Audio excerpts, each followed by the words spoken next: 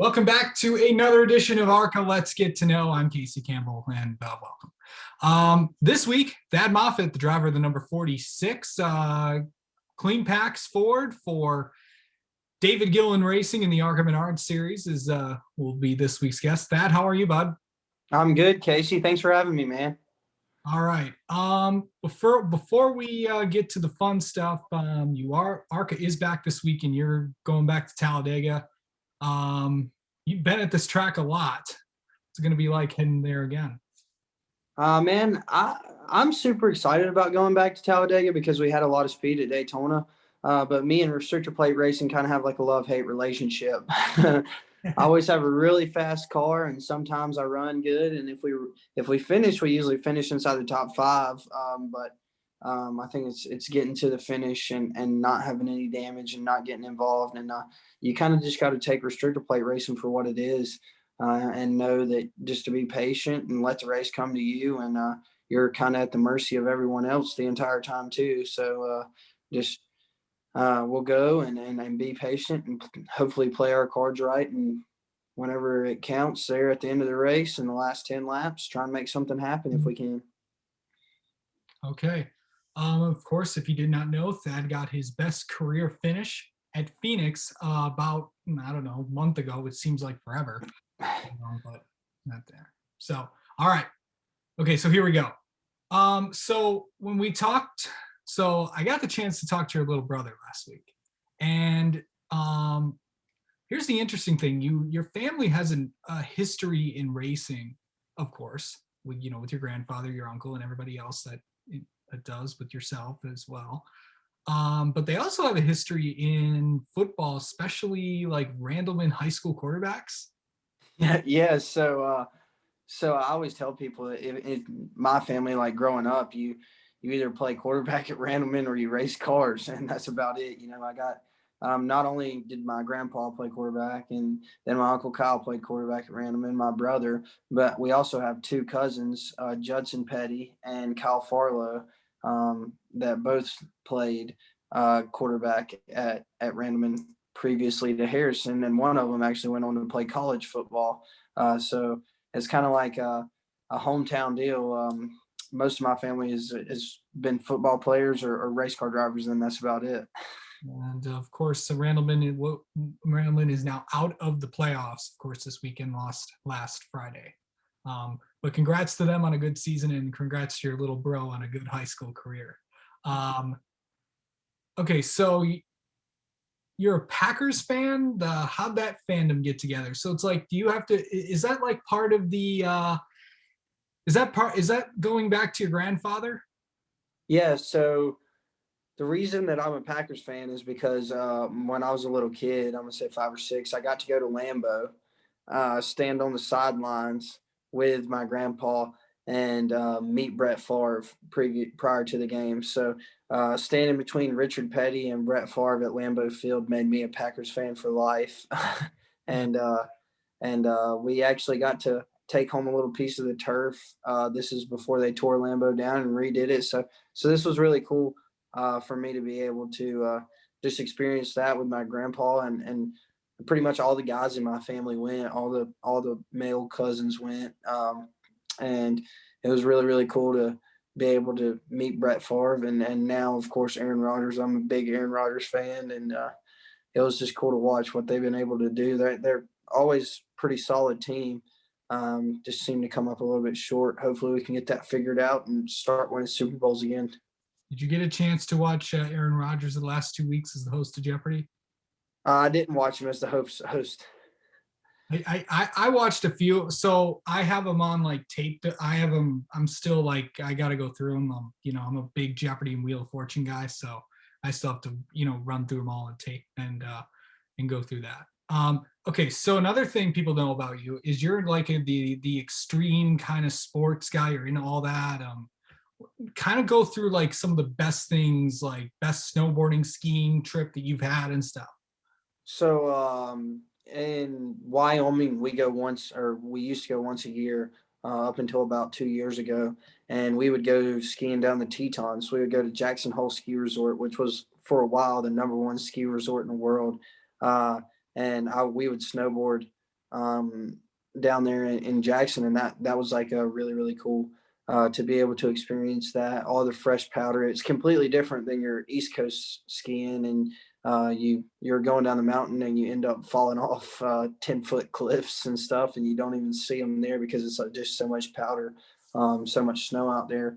And then snow, during the summer, I like to wakeboard a lot, and wake surf and stuff, and finally figuring out how to do 360s and kick flips and stuff like that with the boards is really cool. Being able to do stuff like that, and then snowmobiling is something else we do when we go out to Wyoming, and I've had a few near death experience on snowmobiles before.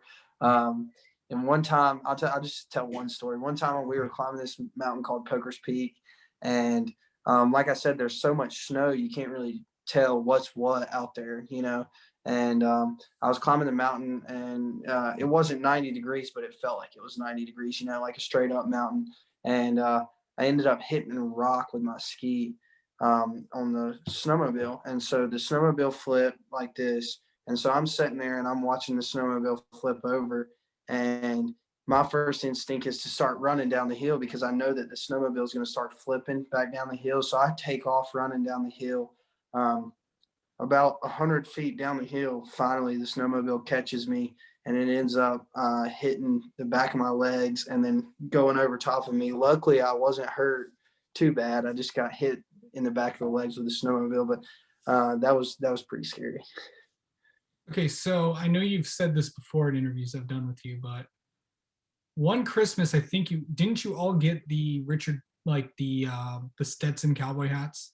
Yeah, we got the Charlie One Horse cowboy hats, and all 12 grandkids got them, and so we wore them. And then mine's now in a shadow box in my room.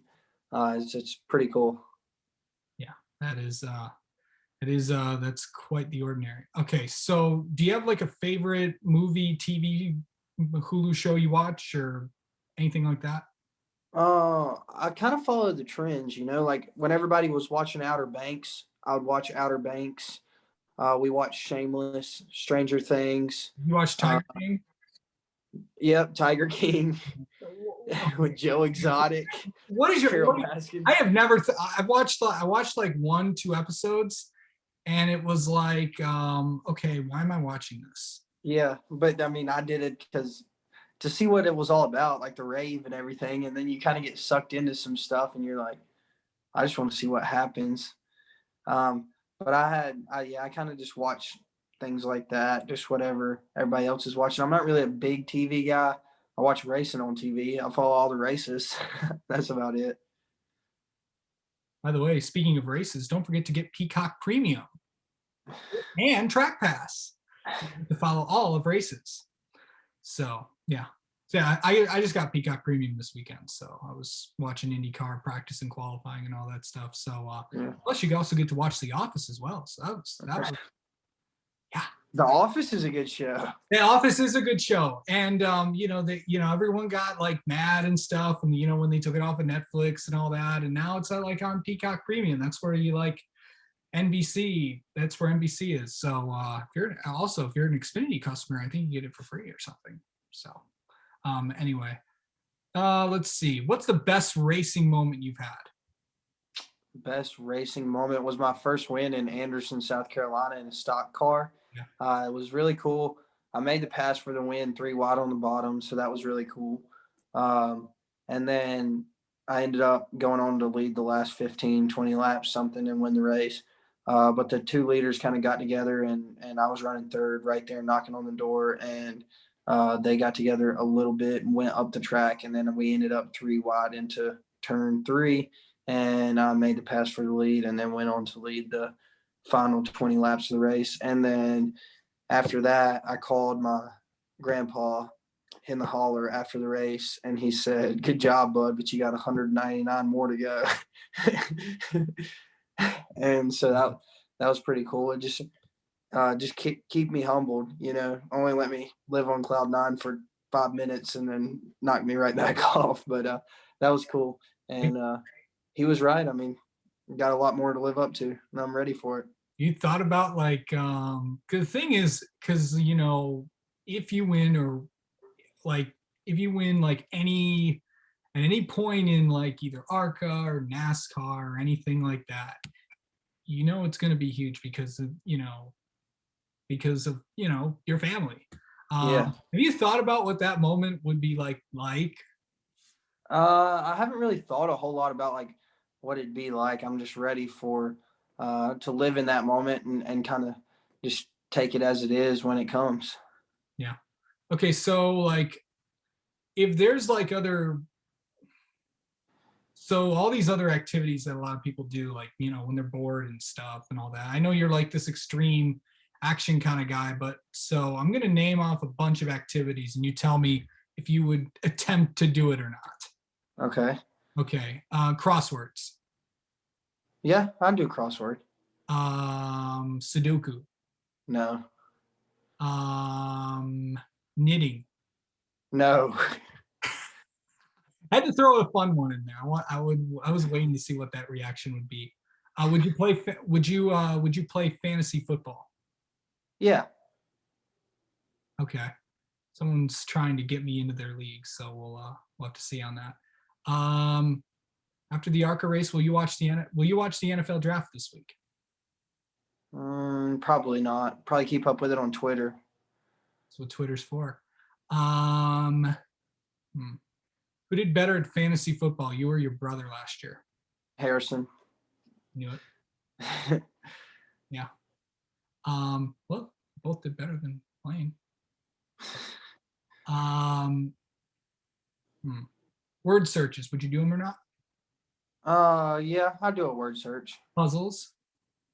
I did some of them during the beginning of COVID, and so I'm not going to say I wouldn't do them, but I was pretty bored for me to be able to do a puzzle. Yeah.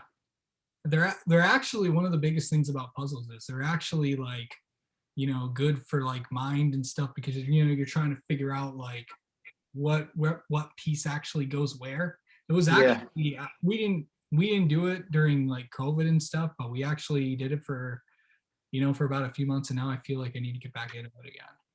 yeah. Um, any racing superstitions? I don't eat after breakfast on the day of a race. Yeah. Like, yeah, I'll just eat breakfast and then I won't eat after that. And the reason being, one time my grandpa was testing at Daytona, and I can't remember who the driver was, but he ate something like right before he got in the car, like not even right before, like 30 minutes before, and he ended up hitting the wall. And when he hit the wall, the food like came up, like he threw it up, and he ended up choking on it. And I think he ended up dying, is what Grandpa said, but this was a long time ago. Um, so I don't eat prior to a race unless it's breakfast, like 4 or 5 hours before the race. Yeah. Also, don't shove a ham sandwich down. I don't know if you've heard like the Rusty Wallace story in that case in there. You never know when you need Jerry Punch at the racetrack and stuff. Yeah. It's always like that. If you haven't heard the episode of Dale Jr. Downloaded with Jerry Punch, you need to go listen to that. Then you'll know the story of the how with that and the ham sandwich. But always good to know CPR, folks. Yeah. And finally, I know a lot about you, and everybody knows a lot about you because of your family and stuff. But what is something that people would never guess about Thad Moffitt?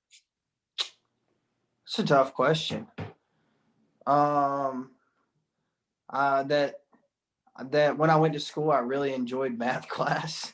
Nobody would think that I would be like a math guru, but I like numbers. I was a numbers guy in school. I loved numbers and like figuring out using equations to figure out stuff, and geometry and algebra were like my two favorite subjects in school. Well, you never know when you might need that. You might need to calculate fuel mileage. Yeah. Um, that'll be fun for crew chief there. So you never know when you might need that because the thing is, as they say, you always need math in everyday life, and you never know when Yeah. you use it or not. All right, but anyway, Thad Moffitt, thanks for letting us get to know you, and good luck this weekend at Talladega. Yeah, I appreciate it, Casey.